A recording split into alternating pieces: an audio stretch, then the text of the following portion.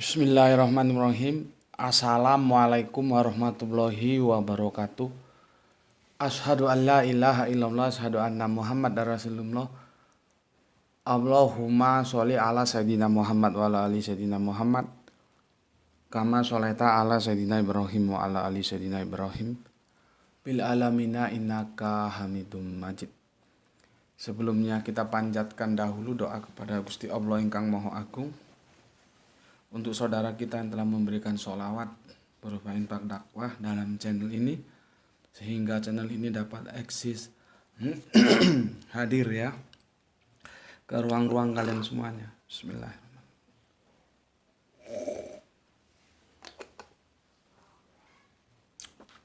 Semoga sholawat itu menjadi catatan langit amal soleh dan akan dibalas oleh Allah dengan balasan yang lebih baik lagi. Begitu juga untuk seluruh power terkasihku dimanapun kalian berada ya. Terima kasih, terima kasih, terima kasih. Semoga anti skip, anti download, dan semoga berkenan ikut men-share materi-materi kajian dari link dakwah ini. Aku ucapkan lagi terima kasih atas doa-doa baiknya. Semoga kebaikan doa itu juga tercurahkan pada kalian semua. Oke, kajian kita kali ini untuk menjawab request yang sudah mohon dipersori terlalu lama mungkin menunggu ya. Makanya itu untuk teman-teman yang request jangan terlalu berharap begitu hari ini request besok dijawab, nggak bisa begitu ya. Karena aku harus menyesuaikan dengan schedule yang lain. Ini sudah cukup lama ini. Semoga aja aku sampai lupa siapa yang request ini. Ya. Sampai lupa ya, karena ada jadwal-jadwal tertentu yang itu sudah terjadwal sehingga harus memang antri ya. Aku lupa ini siapa yang merequest. Teman kita menanyakan requestnya itu adalah mengapa Allah menyesatkan. Mengapa Allah menyesatkan? Maksudnya menyesatkan itu ya menyesatkan kita ya. Bentar, ini campur-campur ini. Mengapa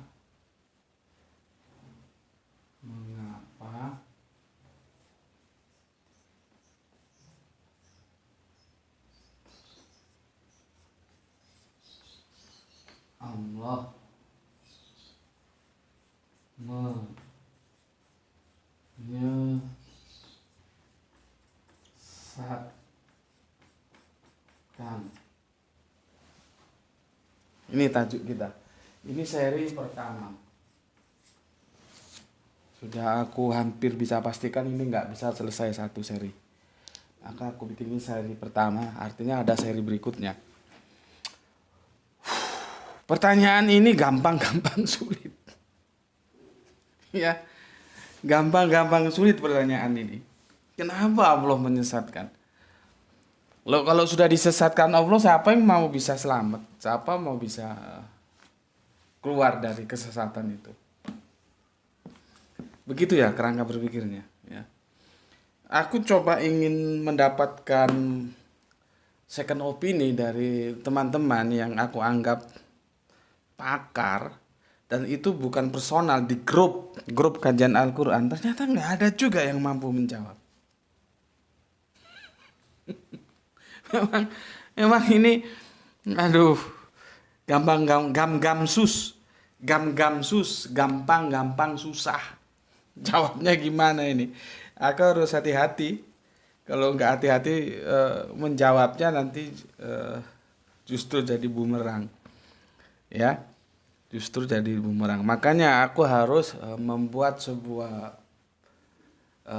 roadmap, peta sebagai kerangka berpikirnya, sehingga nanti penjelasannya itu bisa kalian terima dan itu akan menjadi iman kalian cemerlang ya, bukan tambah mundur ke belakang karena salah memahami ya. Makanya gue hati-hati ini. Oke.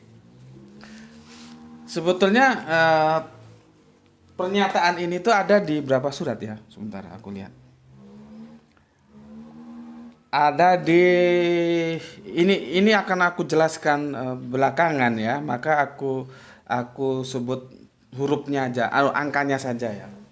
Ada di Quran surat Ar-Ra'd 13:27. Nih, ya. Terus ada di surat Ibrahim 14:4. Ya. Berikutnya ada juga di surat sebentar lagi. Ibrahim juga ya.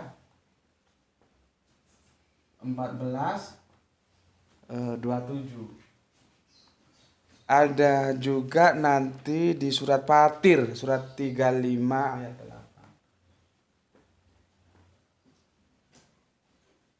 8. Nih. Jadi pernyataan Allah itu menyesatkan itu ada di sini. Ya. Ada di surat-surat ini. Nanti kalau kalian menemukan lagi kompilasinya di mana ya silahkan tinggal nambahkan saja. Ya, mungkin ada karena kan aku juga bisa juga ketika aku menggali data itu ada yang ketinggalan kan. Itu wajar ya. Jadi artinya ini tidak saklek begini. Ini sejauh yang aku dapatkan ya. Datanya seperti ini. Di Quran surat 13:27, Quran surat 14:4, Quran surat di 14:27, Al-Quran di surat 358. Di sanalah pernyataan itu muncul bahwa Allah menyesatkan. Ya. Kita bacakan ya jadi heran lah. Allah menyesatkan ini gimana gitu. Ya. Oke. Ini tentunya nggak akan kita kupas sekarang. Ya. Aku hanya memberitahukan pijakan kita tentang mendiskusikan mengapa ya. Kok itu kok salah tulis. Inilah karena kadang-kadang terlalu cepat berpikir daripada menulis. Mengapa? Ya. Mengapa gitu loh. Mengapa Allah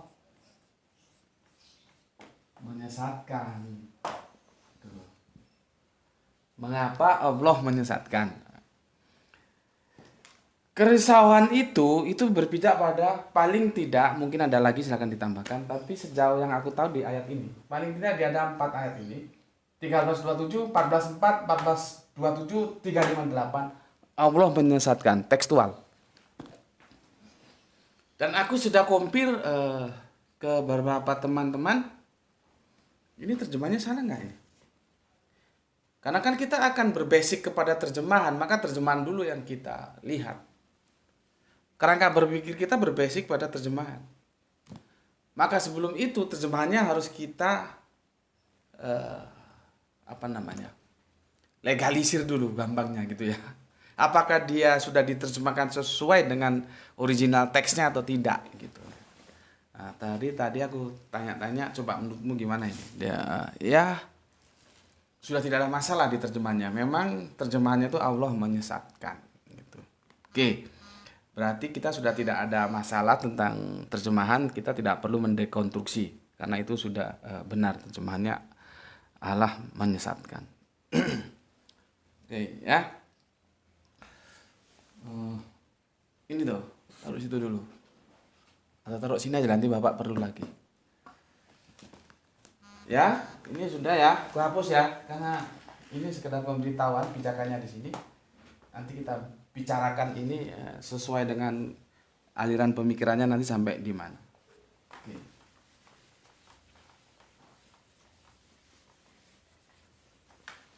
Seperti aku bilang tadi bahwa problematika ini sudah aku share di grup yang para pakar Al-Quran bingung, gak bisa jelaskan. Lihat terus selama ini belajar Al-Qurannya gimana gitu. Heran. Jadi aku ingin menggali informasi pendapat orang itu gimana. Ternyata nggak berkutik semua. Oke. Aku akan menjelaskan secara lebar dulu, nanti mengerucut dan mengerucut pada satu kesimpulan. Ya. Jadi begini kalau aku metodologinya itu, kita dari satu titik dulu, ya. Ini satu titik di sini, ya. Nanti begini, ya. Nah inilah titik yang summary, kesimpulannya nanti di sini. Nah, kita harus dari sini dulu berbicara, mengerucut pada satu titik kesimpulan, ya. Kita berbicara yang lebih luas dulu.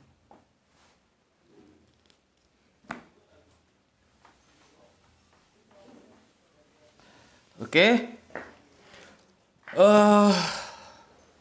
Setahu kita Adam itu diciptakan Allah dari tanah, ya. Dan tanah itu pun berbagai macam jenis tanah, ada yang tanah kering, ada yang tanah liat, ya. Itu kan informasinya itu banyak, ya. Artinya bukan satu tanah hitam gitu, bukan, enggak, ya. Macam-macam. Ya mungkin nanti itu kalau ditinjau dari sains genetika itu seperti tubuh kita.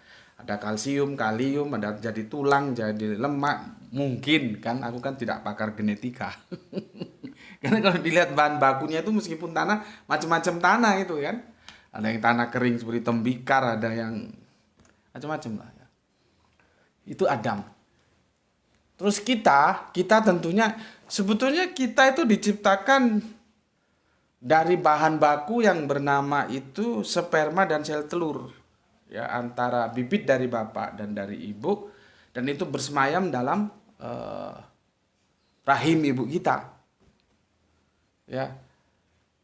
Jadi nggak langsung dari tanah. Tetapi kalau kita tarik, sperma dan sel telur itu hasil dari kita makan. Makanan itu ditanam di tanah. Ya sebetulnya podo wae, sama-sama dari tanah. Cuman yang satunya Kanjeng Nabi Adam ya langsung dari tanah, sedangkan yang satunya berproses lewat ya makanan, ya. Mungkin buah-buahan, ya, mungkin sayuran, terus kalau misalkan daging misalkan, ya, yang karnivora juga, misalkan kita makan daging sapi atau daging wedus, kambing gitu. Itu sama saja, daging kambingnya tuh makan rumputnya di tanah gitu. Jadi tidak bisa tidak, sebetulnya ya semua manusia itu ya sama saja, dari tanah dan kembali nanti juga ke tanah. Cuman kalau Kanjeng Nabi Adam prosesnya praktis, tanah langsung. Kalau kita melalui makanan dari orang tua kita yang dari pihak laki-laki namanya sperma, dari pihak cewek ibu, ya, ovum atau sel telur. Pertemuan antara sperma dan sel telur itu terjadi di rahim, dan di sanalah terjadi proses yang namanya pembuahan, gitu, ya. Pembuahan. Ini mungkin kalian bingung ini bagaimana kita mau mendiskusikan tentang Allah menyesatkan kok berbicaranya berawal dari pembuahan, ya. Ya begitulah ciri-ciri kajian di channel ini, ya. Makanya ikuti aja dulu. Pembuahan. Kita tentunya masih ingat karena pernah kita diskusikan bahwa seorang anak manusia itu kan dalam hadis dilahirkan dalam keadaan fitrah. Nanti dia akan menjadi Yahudi, Nasrani ataupun Islam itu tergantung edukasi yang diformatkan oleh kedua orang tuanya. Jadi probabilitasnya di sana apa, dia mau jadi Yahudi, Nasrani, Majusi, Islam, itu nanti tergantung yang diformat ke dia apa. Maka kita dulu sudah pernah kaji, fitrah itu artinya zero. Ibarat kita beli hard disk itu dia belum diformat, maka nanti orang tuanya itulah sebagai programmernya, gitu loh. Makanya kita dalam agama kita itu diwajibkan memformat anak-anak kita itu sesuai dengan yang kita imani saat ini, yaitu Islam. Disitulah perlunya edukasi atau perlunya pendidikan. Oke, itu hadisnya sudah kita kupas tuntas di video 1 tahun yang lalu, ya. Intinya seorang anak itu terlahir zero, kosong, tidak tahu apa-apa. Ya. Nah, sekarang kita lihat di surat An-Nahl. Ya. Kita lihat di surat An-Nahl. Ini ada sepeda motor nggak pergi-pergi itu ya. Kadang-kadang mengganggu konsentrasi juga ya. Suaranya masuk ke sini ya. Begitu di starter pergi itu kan selesai ya. Ini enggak, ini udah dimatiin ini. Mungkin dia dengar aku ngomong. Kadang-kadang kita repot juga hidup bertetangga gitu ya. Karena mereka juga punya hak sih. Oke, sekarang kita lihat di surat An-Nahl ya, surat An-Nahl ya. Surat An-Nahl. Suratnya ini 16. Sorry. Surat yang ke-16 ya. Ke-16 nomornya 78. Apa katanya? Dan Allah mengeluarkan kamu, lihat itu akhroja ya. Kalau akhroja itu mengeluarkan. Akhoda itu mengambil, beda ya. Itu sudah juga kita bicarakan ya. Ini akhrozakum, mengeluarkan kamu dari perut ibumu, maksudnya dari rahim ya. Itu dalam keadaan tidak mengetahui sesuatu pun. Tidak mengetahui. Jadi nggak ada ceritanya begitu manusia lahir dari rahim ibunya keluar procot gitu kalau orang Jawa bilang, terus ngerti oh ini pisang goreng gitu, enggak ada. Oh ini martabak gitu, enggak ada ya. Jadi semuanya dalam keadaan tidak tahu apa-apa ya. Oke, aku ulangi ya, bahwa Allah itu mengeluarkan kamu dari perut ibumu dalam keadaan tidak tahu sesuatu pun. Artinya tidak tahu apa-apa, sesuatu pun ya. Dan Dia memberikan kamu pendengaran, penglihatan dan hati agar kamu bersyukur. Nanti di sini kita diberi apa ini ya? Pendengaran, penglihatan,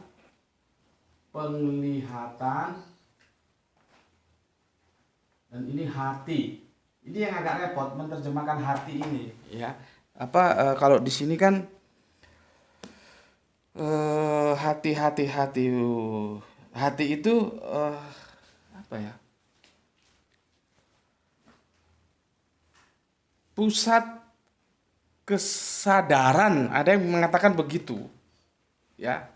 Pusat kesadaran ya. Di sini disebut hati. Ya, pusat kesadaran ya. Jadi ini sesuai dengan pertumbuhan. Kita lahir bayi itu dikasih telinga tapi pendengaran belum. Dikasih penglihatan mata. Ya. Ini apa? Udunun ya. Telinga ya tuh. Ini telinga, tapi pendengaran belum loh ya. Mata ainun, tapi penglihatan belum. Basor, ini basor kalau penglihatan, kalau mata ini udunun. Ya. Hati ini hati yang metafisik, yang kesadaran, bukan hati yang fisik ya sudah, masa ada orang lahir ya. Cuman demikian juga ini masih debatable. Orang menerjemahkan kolbu itu juga antara ulama juga debatable. Ada yang bilang itu hati, ada yang bilang itu otak. Kolb, pusat kesadaran. Sehingga dia bisa melakukan yang namanya komparasi, perbandingan. Ya. Makanya nanti beribadah itu kalau sudah akil balik, dia sudah bisa membandingkan, otaknya sudah bekerja. Ini halal, ini haram gitu ya. Ini boleh, ini tidak boleh gitu. Ya. Oke. Jadi kita nanti sesuai dengan perkembangan waktu kita diberi pendengaran, penglihatan dan hati ya. Ada bilang pusat kesadaran, itu terserah nanti ya. Pusat kesadaran, pusat pemahaman itu di sini. Oke, 3 ini. Ini berproses. Jadi kalau kamu bayi lahir tuh ya, kamu gini-gini kan matanya, itu dia nggak berkedip loh. Terus kamu ajak panggil-panggil itu dia nggak merespon. Karena dia masih punya mata tapi penglihatan belum. Ainun sudah, basornya belum. Ya. Eh, Ainun, udunun. Telinga sudah tapi pendengaran itu apa ya? Basir, bukan. Kalau basor itu penglihatan. Eh, Udunun, udunun itu telinga, ya. Itu sudah, tapi pendengaran belum. Begitu juga ini. Ya, ini nanti ini seiring dengan pertumbuhan, ya. Jadi ini pendekatannya bukan fisik, tapi metafisik. Ya. Oke. Dalam keadaan tidak tahu apa-apa terus diperlengkapi dengan ini. Ini menjadi yang namanya tools atau instrumen. Ini semua ini namanya tools atau instrumen atau alat. Alat itu apa deh? TOL apa TOLL? Oh, TOOL. Salah juga. Jadi ini tools, alat ya. Tool. Ya. Oke. Kita seiring berjalannya waktu dikasih alat. Ya. Dikasih alat. Sekarang kita lihat di surat Al-Ahzab, ya, surat Al-Ahzab. Ya. Al-Ahzab, ya, yang ketiga ayatnya 40. Ya. 33 ayatnya 40. Ayo buka Al-Qur'anmu. Surat 33 ayatnya 40. Bismillahirrahmanirrahim. Ini tadi pagi sudah kita nukil ya. Wahai Nabi, bertakwalah kepada Allah dan janganlah engkau sorry. 30 ya. 30. Oke. Al-Ahzab 33 40. Sorry. Salah ucap, salah ketik. 30. Oke, 40. Oke. 33 40. Muhammad itu bukanlah bapak dari seorang di antara kamu, tetapi adalah utusan Allah dan penutup para nabi, dan Allah mengetahui segala sesuatu. Penutup para nabi itu artinya ada yang ditutup, yaitu kenabian. Artinya sebelum Kanjeng Nabi itu sudah ada nabi-nabi yang terdahulu. Ya? Ini nabi. Nabi, anaba, berita baik, kabar baik, berita besar. Ada nanti Rasul itu menjadi dari risalah. Rasulullah, penyampai risalah dari Allah, gitu ya. Jadi aku tidak membedakan antara apa itu nabi, apa itu rasul. Tapi kalau kalian masih membedakan, ya itu urusanmu, terserah saja. Aku tidak mau. Itu sama saja sebetulnya, mau disebut nabi, mau disebut rasul. Karena itu ada yang membedakan dengan argumentasi. Argumentasinya nggak logis, aku bilang. Kalau dapat firman untuk dirinya sendiri lah, ya untuk apa? Ya. Oke. Kemudian kita merujuk ke surat An-Nisa 165. Ya. Kemudian An-Nisa di surat 4 165. Ya. Oke. Surat 4 165. Oke. Rasul-rasul itu adalah sebagai pembawa berita gembira dan pemberi peringatan agar tidak ada alasan bagi manusia untuk membantah Allah. Setelah rasul-rasul diutus, Allah Maha Perkasa lagi Maha Bijaksana. Tadi itu disebut nabi, rasul, aku menyamakan ya. Tinggal mau pakai mana, di sini pakai rasul. Rasul itu diutus supaya nanti setelah rasul itu diutus ke manusia, manusia itu sudah tidak punya alasan lagi untuk membantah. Ya. Ini rasul. Jadi kalau kita lihat cerita-cerita di Al-Qur'an itu tidak ada ceritanya satu kaum itu langsung diajab oleh Allah tanpa alasan, itu tidak ada. Dikirim dulu utusan. Nah, nanti dia taat nggak terhadap utusan itu. Itu ya. Oke. Anissa sudah, kemudian di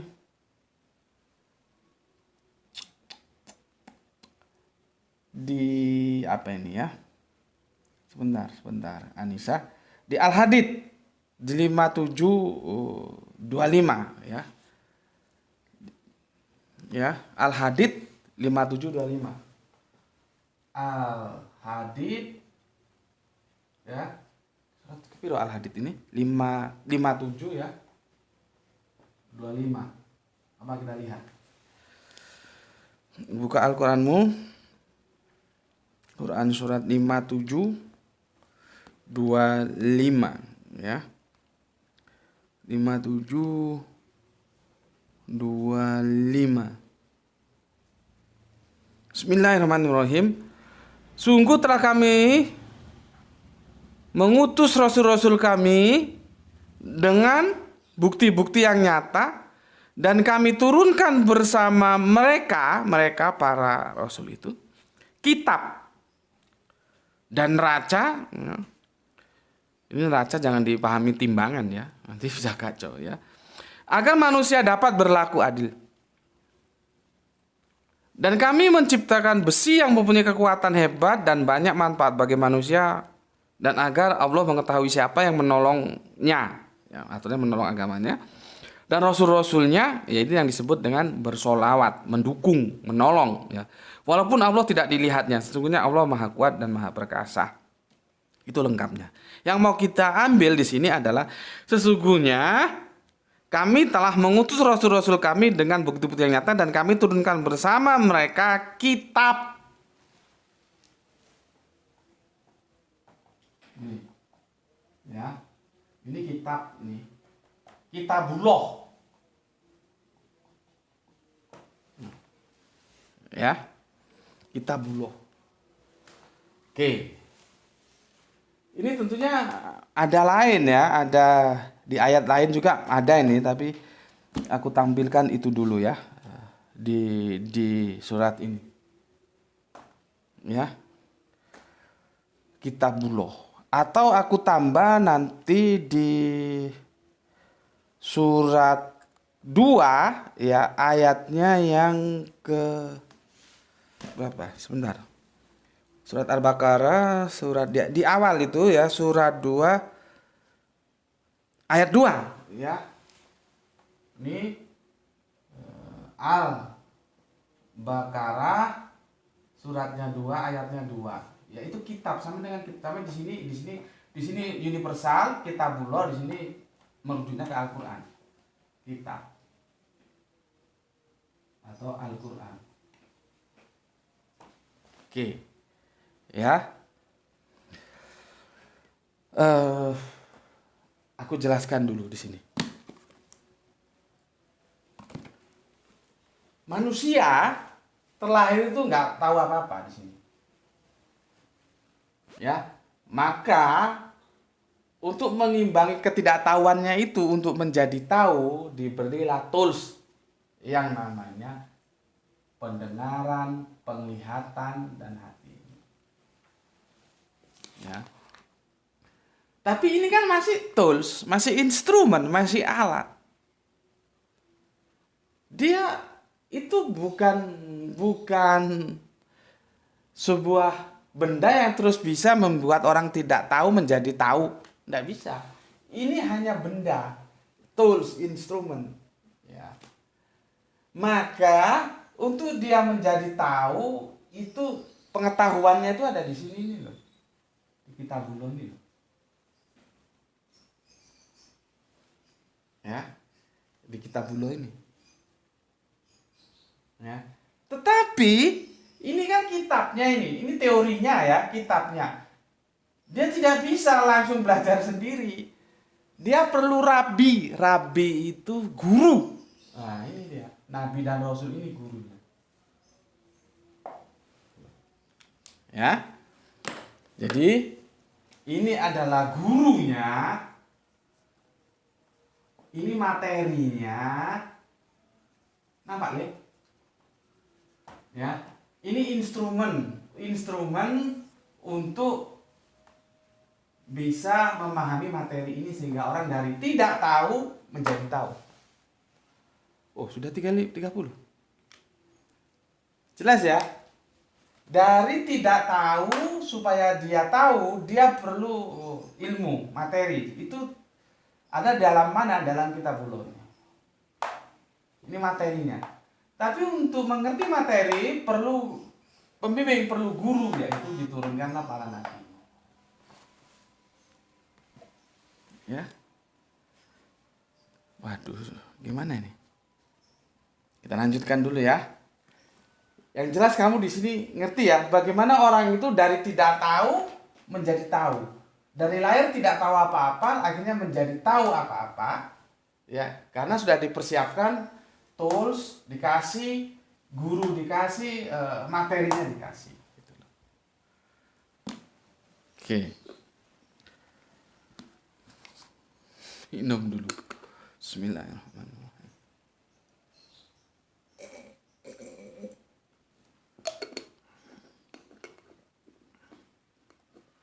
Jadi sebetulnya Nabi itu apa sih? Ya guru kita. Dia menyampaikan kabar baik, kabar gembira. Kan? Tanpa Nabi kita tidak tahu. Gitu ya. Sekarang kita coba terjemahan Al-Baqarah 22 ini dulu ya. Kalau terjemahan Depak ini kan begini. Ini yang aku kritik kemarin. Ini bukan kitab ini karena pakai jalika. Harusnya kitab itu. Kecuali dia pakai hada. Ini kan jalika. Jalika itu kan ini. Jalika itu. Kalau hada itu ini. Ini. Ya. Oke, aku bacakan. Terjemahan umumnya begini. Kitab yang dimaksud Al-Qur'an ya. Itu gitu loh, bukan ini. Kita karena apa? Kan masih berproses dia turun, bukan kelep satu bendel gitu enggak. Ya. Maka dia bilang itu. Kitab itu tidak ada keraguan padanya. Petunjuk bagi mereka yang bertakwa. Ini terjemahan ini sepertinya benar dan itu sepele. Padahal kalau kita cermati ini terjemahan ini kacau. Karena narasinya begini. Kitab itu atau Al-Quran itu tidak ada keraguan padanya. Petunjuk bagi mereka yang bertakwa. Jadi kesan yang kita dapatkan orang itu sudah bertakwa. Jadi hanya orang yang bertakwa saja yang menerima Al-Quran. Pertanyaannya, dia bertakwa dari mana? Kan jadi problem. Ya. Jadi problem. Kan sudah jelas diterjemahkan Kitab Al-Quran ini Kitab Al-Quran itu tidak ada keraguan padanya, petunjuk bagi mereka yang bertakwa. Jadi Al-Quran ini hanya untuk mereka yang bertakwa. Kalau yang nggak bertakwa itu bukan Al-Quran. Pertanyaannya, dia bisa bertakwa itu dari mana? Artinya dia bertakwa dulu baru menerima Al-Quran gitu loh. Kalau dia tidak bertakwa, dia nggak bisa menerima Al-Quran. Kan begitu jadinya terjemahan ini. Lah kalau dia bertakwa dulu sebelum baru menerima Al-Quran, berarti kan orang tanya, lah dia bertakwanya lewat apa? Ini yang aku bilang yang aku sempat rame di Kelungkung di Bali sana ya. Ketika aku ngisi kajian, ada pegawai Depak protes gitu dan aku tunggu saja setelah dia selesai baru aku ajak ngomong baik-baik. Akhirnya dia menerima. Memang ada permasalahan terjemahan. Kalau aku menerjemahkannya tidak begitu. Ya. Kitab Al-Quran itu tidak ada keraguan padanya, petunjuk bagi mereka yang mau bertakwa. Atau petunjuk yang menjadikan mereka bertakwa. Jadi dengan Al-Quran itu, ini orang masih nol, mau ingkar atau mau menerima, baru dikasih Al-Quran. Nah, dengan Al-Quran itu mereka yang menerima jadi bertakwa, gitu loh. Bukan bertakwa dulu baru menerima Al-Quran. Lah dia bertakwanya dari mana? Atau bisa begini, kitab Al-Quran itu tidak ada keraguannya, eh, petunjuk untuk menjadi takwa. Jadi dengan Al-Quran itu manusia menjadi takwa, gitu loh. Ya. Jadi dia harus menerima, harus ditawari petunjuk dulu. Kalau dia mau menerima petunjuk berarti dia akan menjadi takwa. Kalau dia menolak ya dia ingkar. Oke, jelas ya? Ini agak, agak berat ini. Ya memang begitu. Sepertinya kita lihat terjemahannya sepele, padahal ya tidak sesederhana itu. Leh, nggak gelap leh, mau hujan nih. Nampak cahayanya. Nampak cahayanya, ya. Nah, setelah kita sama guru-guru di apa ya, dijelaskan, nanti kita akan ketemu di ini Al-Balad, ya. Al-Balad ini surat yang ke 90, ayatnya 8 sampai 10. Ya, Al-Balad. Oke, kita baca. 90. Ini mau hujan deras nih, gelap sekali. 90 kita mulai di ayat 8. Buka anumu. Buka Al-Qur'anmu. Oke.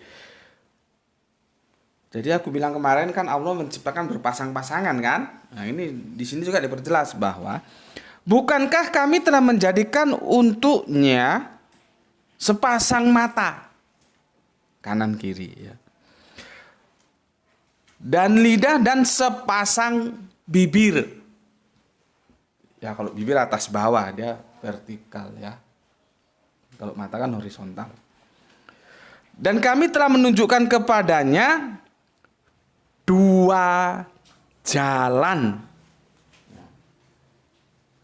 Oke. Dalam kitab ini ada pengetahuan, kita diajari oleh Nabi, oleh Rasul, kita dipelengkapi dengan pendengaran, penglihatan, kesadaran. Karena tanpa ini kan informasi tidak bisa masuk. Informasi itu masuk lewat penglihatan dan pendengaran. Nanti diproses oleh kesadaran. Ya, ini.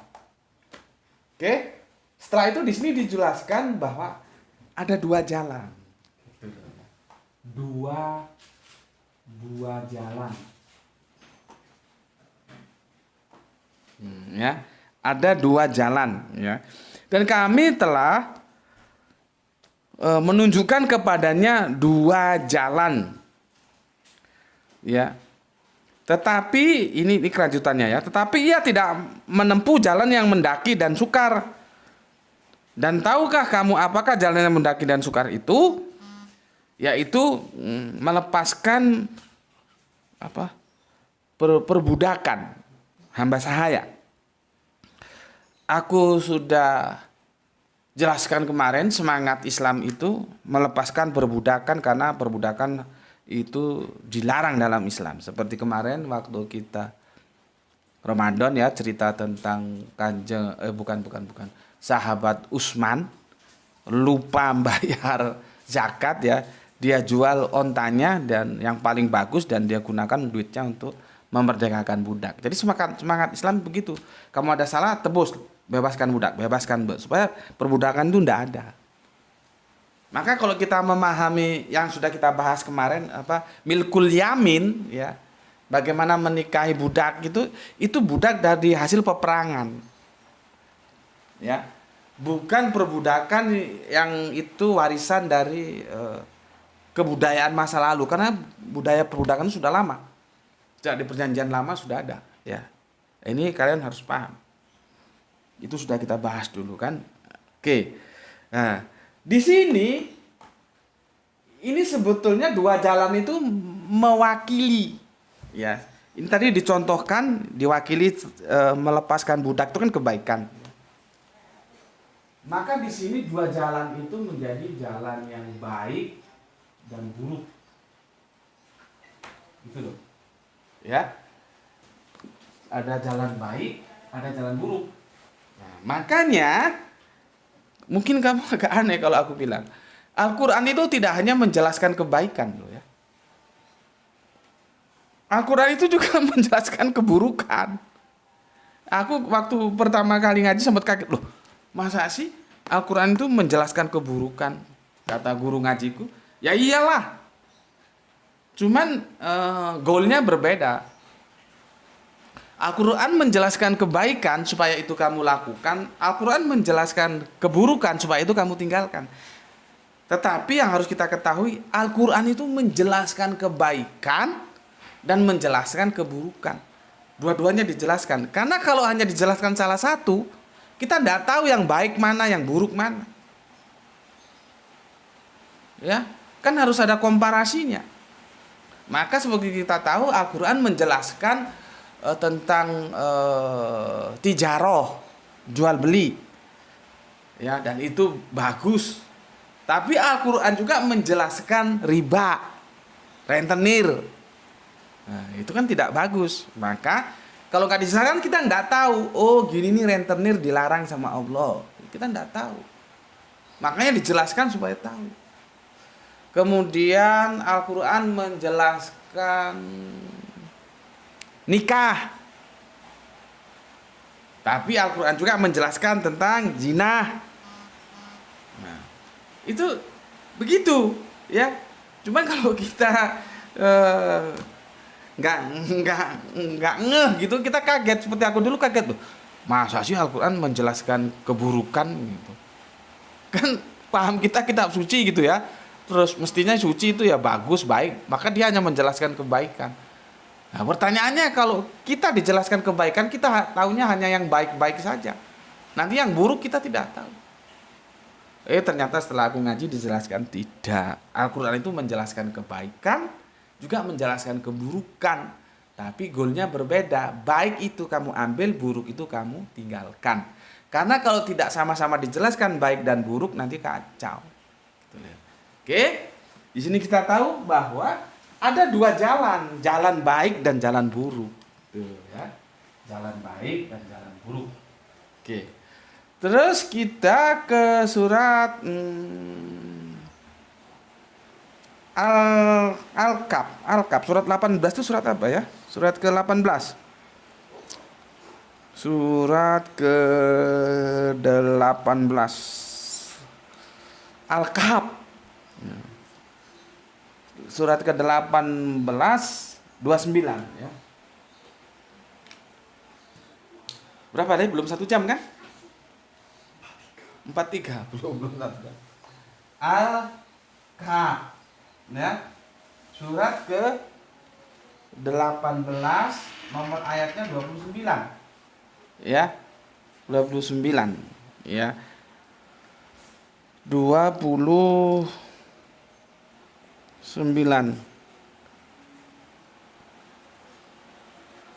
Bismillahirrahmanirrahim. Dan katakanlah ya, maksudnya Kanjeng Nabi Muhammad diperintahkan untuk mengatakan, kebenaran itu datangnya dari Tuhanmu.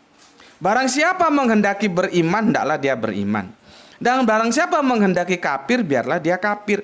Sesungguhnya kami telah menyediakan neraka bagi orang zalim yang gejolaknya mengepung mereka.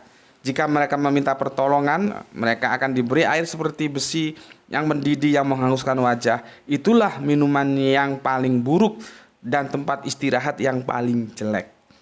Itu secara keseluruhan, tapi yang mau aku jelaskan ke kamu bahwa kita itu dipersilahkan, mau iman ya silahkan beriman, mau kafir silahkan kafir ya.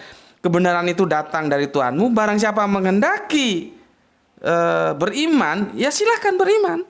Dan barang siapa menghendaki kafir, ya biarlah dia kafir. Jadi terserah saja.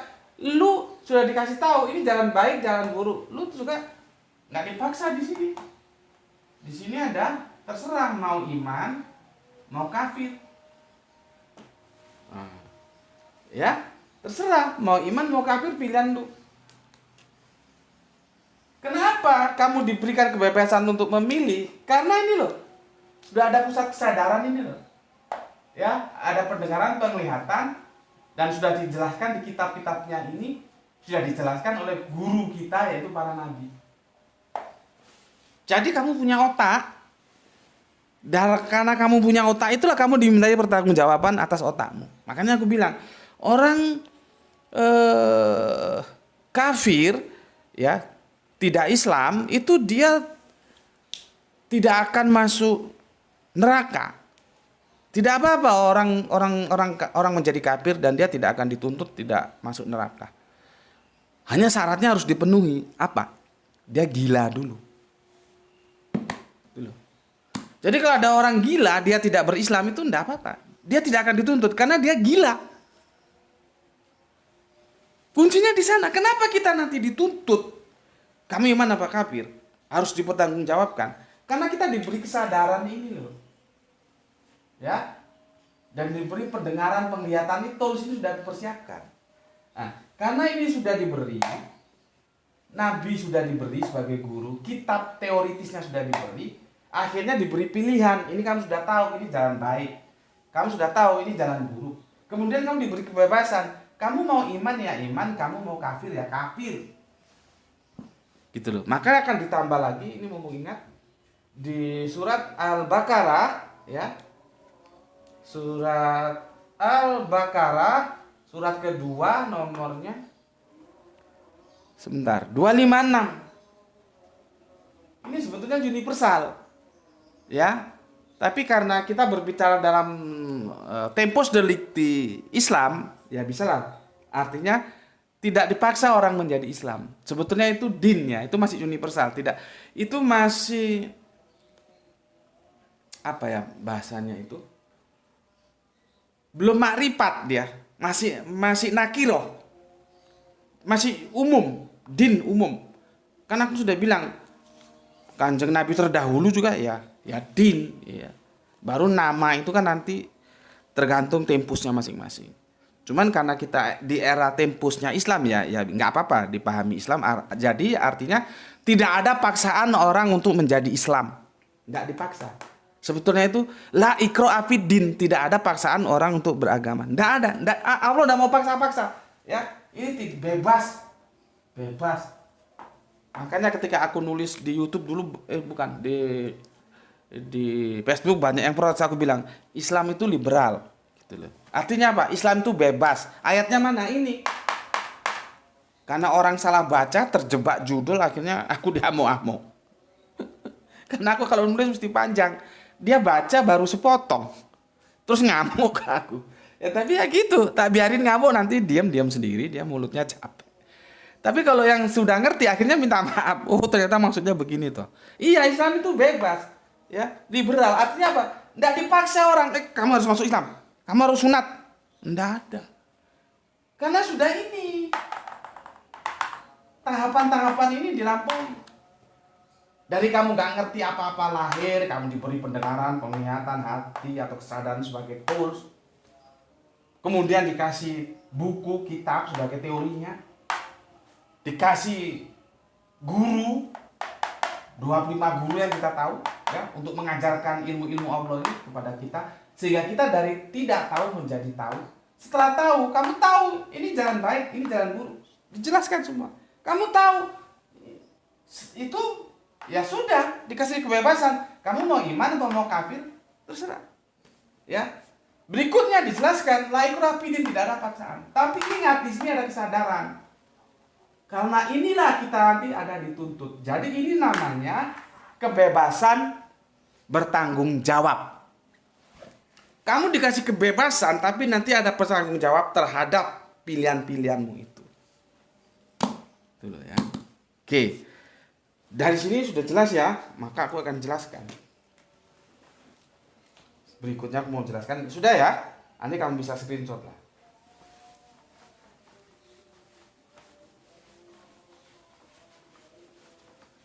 Tadi harusnya dipoto dulu tuh ya. Atau nanti screenshot bisa. Ya. Oke. Jadi begini. Ini kita ya. Ya, ini kita ini manusia. Ya. Nanti ada dalam dua kondisi. Kita akan menjadi dalam dua kondisi nanti. Ya. Ini yang namanya given. Ya. Ini given. Ini namanya free will. Free will itu double L ya tuh. Namanya free will. Given itu apa sih namanya? Kalau kita gampangnya tuh apa ya? Takdir, ketentuan. Takdir. Ini itu pilihan. Betul. Ya? Pilihan. Jadi kondisi kita sebagai manusia, kita ada dalam dua keadaan. Ada yang given, itu takdir. Kita tidak punya bergaining di sini. Tapi ada yang free will, itu pilihan. Kebebasan memilih. Contohnya given, Gus Beti terlahir ya sebagai orang Indonesia. Itu given. Aku hanya menerima saja. Nggak bisa, ya Allah, lahirkanlah aku sebagai orang Jepang, ya Allah. Kenapa ada orang Indonesia? Orang Indonesia parah-parah, ya Allah, korupsinya minta ampun. Misalkan begitu ya. Enak orang Jepang aja, ya Allah, nggak ada korupsi. Mereka kalau korupsi juga nggak harus dibawa ke pengadilan, langsung mengundurkan diri. Bila perlu langsung harakiri, ya Allah. Mereka malunya kuat. Mereka juga suka membaca, ya Allah, orang Jepang. Orang Indonesia, waduh, minat bacanya sulit, ya Allah. Orang Indonesia itu sukanya kalau nonton kajian itu berat-berat, nggak mau, ya Allah. Maunya nonton video yang hohohihe, yang hiburan saja, ya Allah, yang bombastis. Tapi kalau akademis, nggak tahu otaknya mampet tuh gimana, ya Allah. Tolonglah, ya Allah. Jadikan saya orang Jepang saja. Tidak bisa. Ya, tidak bisa. Karena kita given. Kita mau terlahir jadi Jepang, jadi Indonesia, jadi Cina, jadi India, jadi Inggris, jadi Afrika. Itu given. Kita tidak punya bergaining kepada Allah. Tidak bisa. Kamu mau minta jadi laki-laki, jadi perempuan. Itu juga given. Ya, nggak bisa ditawar. Ya sudah ditakdirkan, ya sudah ditentukan, kodar sudah ditentukan seperti itu. Ya sudah, kita given aja menerima. Ya, oke. Tapi ada satu keadaan lagi yang ini berbeda, yaitu keadaan free will. Free will itu kita bebas bisa memilih. Ya. Kita mau memilih yang mana itu diberi kebebasan. Tapi setiap kebebasan itu akan mengeluarkan kehendak kita untuk memilih. Dan dari sebuah pilihan itu ada pertanggungjawaban yang harus diberikan ketika nanti di akhir kehidupan. Itu masalahnya ya. Apa di sini? Ya. Teologis atau agama, seperti yang bilang tadi sudah dijelaskan, la ikraha fid-din, terserah kamu mau jalan baik mau jalan buruk terserah, kamu mau kafir kamu mau iman terserah. Orang kamu sudah tak kasih otak, tak kasih guru, tak kasih bukunya, ilmunya, nah, kamu punya otak, kamu kan sudah bisa milih mana jalan baik, mana jalan buruk, mana iman, mana kafir. Terserah kamu sekarang pilih mana. Tapi kebebasan kita memilih ini ada pertanggungan jawab. Maka aku tulis di sini tanggung jawab. Ada resikonya. Ya. Oke, alhamdulillah itu sudah pas adzan asar, aku adzan asar dan ini sudah selesai. Ya. Oke, jadi dari sini kamu tahu ya. Kerangka berpikirnya sudah kamu dapatkan dulu, kamu paham dulu. Nanti aku tinggal melanjutkan di seri yang kedua. Bahwa dalam teologis itu ada free will, ada kebebasan. Ya, tetapi kebebasan dari setiap pilihan itu mengandung konsekuensi logis, ada pertanggungan jawaban. Bukan bebas memilih terus nanti kamu milih apa saja itu nggak masalah. Oh, enggak begitu. Ya. Oke. Itu dulu. Berapa lama tuh? 54. Aduh. Sebentar. Minum dulu. Bismillahirrahmanirrahim.